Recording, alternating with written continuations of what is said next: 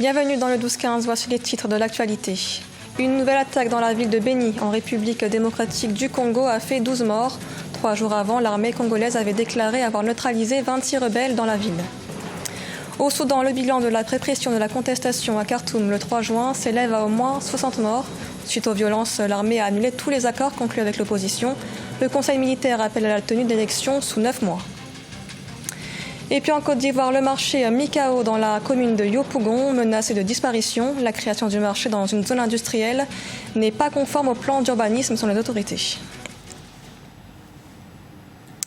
En République démocratique du Congo, une nouvelle attaque dans la ville de Béni a fait 12 morts, dont des civils et des militaires. Une attaque qui provoque la colère de la population qui réclame un retour à la paix dans la région. Ange Méniot.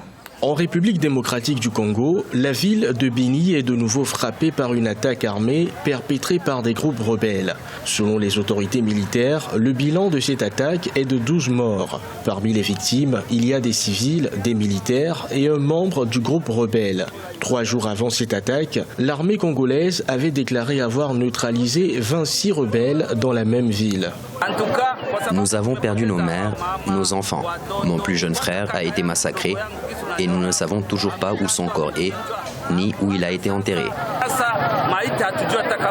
Le groupe État islamique, région Afrique centrale, a revendiqué sans preuve formelle de récentes attaques contre des positions de l'armée dans le territoire de Béni. La nouvelle attaque a provoqué la colère des populations qui exigent un retour de la paix dans cette ville. Nous demandons au président de la République de poursuivre son travail de sécurisation du pays pour que nous puissions être en paix. Il n'y a pas d'autre moyen de nous aider et nous avons vraiment besoin de paix. La ville de Béni a été l'un des premiers foyers de l'épidémie Ebola qui a été déclarée le 1er août 2018. Des centaines de civils ont été tués dans la région de Béni depuis octobre 2014. Les tueries à Béni sont généralement attribuées aux forces démocratiques alliées ADF, à l'origine des rebelles ougandais qui se sont repliés dans l'est du Congo il y a plus de 20 ans. Au Soudan, l'armée a annoncé ce mardi 4 juin l'annulation de tous les accords conclus avec l'opposition. Le chef du Conseil militaire, Abdel Fattah al-Burhan, appelle à la tenue d'élections sous 9 mois. Un scrutin national et régional est prévu en mars 2020. Marie-Claude Abassagana. Les accords signés avec les manifestants civils sont annulés. C'est ce qu'a décidé le Conseil militaire de transition ce mardi 4 juin 2019. Devant la télévision nationale, le général de corps d'armée, Abdel Fattah al-Burhan, a déclaré que la seule façon de rétablir l'ordre au sein du pays est d'organiser les élections. Un scrutin national et régional est prévu en mars 2020, ainsi que la formation d'un gouvernement. L'armée tient à demeurer l'acteur central du jeu politique pour des raisons bien évidentes. Cette armée est restée longtemps au pouvoir, ne tient pas en réalité à vivre soit des procès, soit à se retrouver face à une chasse aux sorcières ou à perdre un certain nombre de privilèges qui sont les siens. Aussi, ce conseil militaire s'engage à traduire devant la justice tous les membres de l'ancien régime d'Omar el-Béchir impliqués dans la corruption et les crimes, apporter la paix dans les régions en conflit et préparer un environnement propice à des élections transparentes.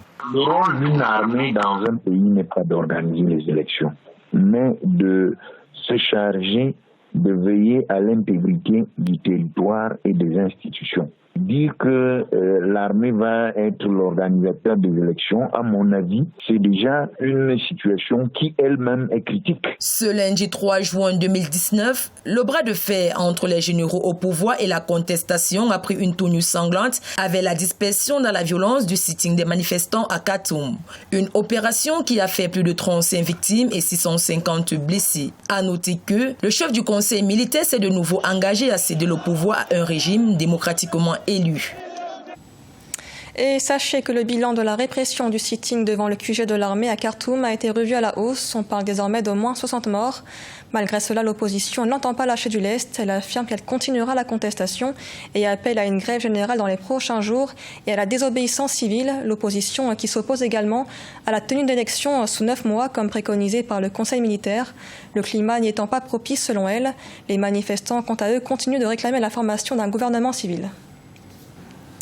En Côte d'Ivoire, le marché Mikao dans la commune de Yopougon à Abidjan est menacé de disparition. La cause, la création du marché dans une zone industrielle ne serait pas conforme au plan d'urbanisme. Reportage de notre correspondant Olivier Conan. Vers la disparition du marché Mikao dans la zone industrielle de Yopougon, la mairie de Yopougon et l'agence de gestion et de développement des infrastructures industrielles ont adressé des mises en demeure aux commerçants du marché de libérer les lieux contigus à des usines. La propriété du site et les commerçants font valoir leurs droits de propriété qui précèdent l'installation des usines. C'est mon héritage. J'ai tous les papiers jusqu'à la CD. Qu'ils me laissent le terrain. Je ne vends pas mon terrain. Où je suis là, je suis une femme veuve. Et ils prennent le nom du président pour dire que c'est le président qui veut prendre mon terrain. Mais moi, j'ai dit que c'est archi faux. Nous avons des étudiants avec nous, on se débrouille. À la rentrée, ils peuvent aller s'inscrire pour aller à l'école. Mais si on ne peut pas vendre, on ne peut pas se débrouiller, allons faire comment? Donc vraiment, nous on demande pardon. Pour l'Union nationale des marchés de Côte d'Ivoire, fêtière des marchés du district d'Abidjan, les autorités doivent associer les opérateurs du secteur à l'élaboration des politiques d'urbanisme commercial pour un développement harmonieux. On a travaillé sur la loi de la politique de l'urbanisme commercial en demandant au ministère désormais de pouvoir nous permettre d'avoir un plan de façon commune pour la construction des marchés en Côte d'Ivoire, pour éviter l'installation de façon anarchique.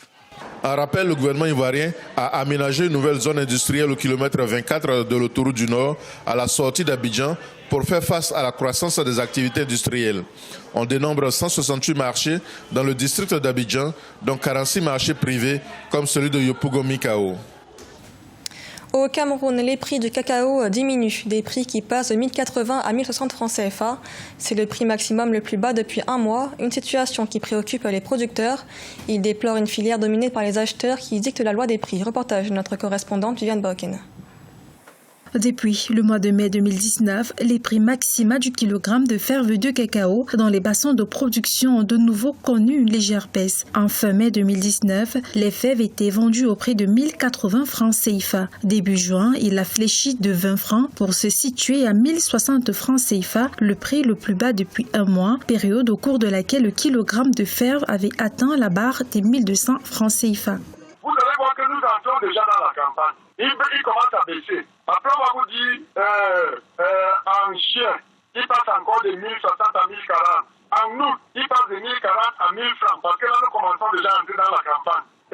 Septembre, il passe de 1000 francs à 980. Et vous irez jusqu'à 800 à la fin de la campagne. Alors, il y a quelque chose qui ne va pas. Pour les producteurs, cette baisse inhabituelle du prix des fèves de cacao dans le pays est une supercherie des acheteurs, lesquels déploient des stratégies à leur avantage et non à celui des producteurs. Quand ils sont en train de chuter, et vous allez voir que c'est une stratégie organisée une fois de plus. Je vous dis pourquoi. Vous allez voir que maintenant qu'il y a un cacao, les prix seront très élevés. Mais à partir du mois de septembre-octobre, ils vont chuter drastiquement jusqu'à la prochaine intersaison. Ça veut dire qu'il y a un problème. Pourquoi les prix sont élevés quand le cacao est peu sur le marché? Donc les gens s'organisent en mettant en place justement cette supercherie. Vous comprenez de quoi je parlais? Rappelons qu'au Cameroun, la production cacaoyère a franchi la barre des 220 000 tonnes en 2018. Une amélioration liée à l'entrée en production des nouveaux plants, mais les baisses récurrentes des prix borchons fragilisent les producteurs.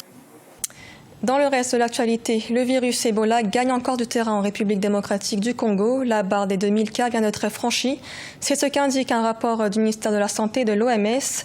L'épidémie qui sévit dans l'est du pays aurait causé la mort de plus de 1300 personnes. Selon l'ONG Oxfam, les difficultés rencontrées par les équipes médicales sur le terrain rendent difficile la lutte contre la maladie. Les communautés locales douteraient encore de l'existence du virus, selon les responsables de l'ONG.